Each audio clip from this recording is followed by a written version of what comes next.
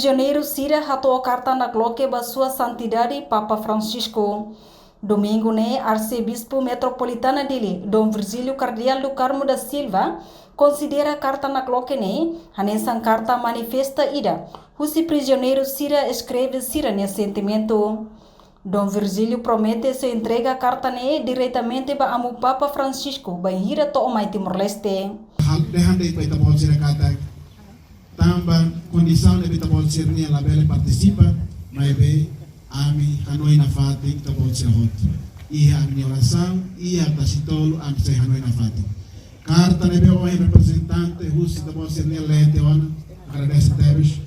Carta nebe manifesta, descreve sentimento kita pode ser nia ia fati dane. Até ni kata akhirnya tahu dia foi rakne laos fácil.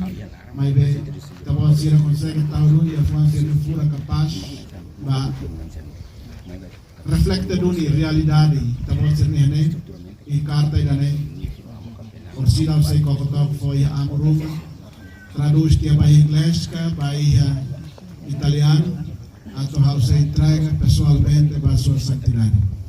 Adunia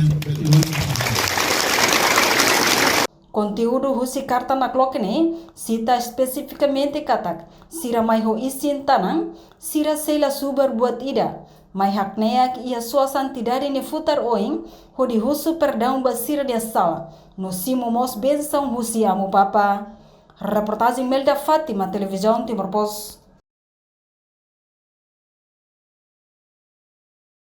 Janela informação ba emohoto atau tem informação atual dia kliu kita haluha, hane botão subscribe, like, halo comentário no fahe tutang ba media sosial hotu.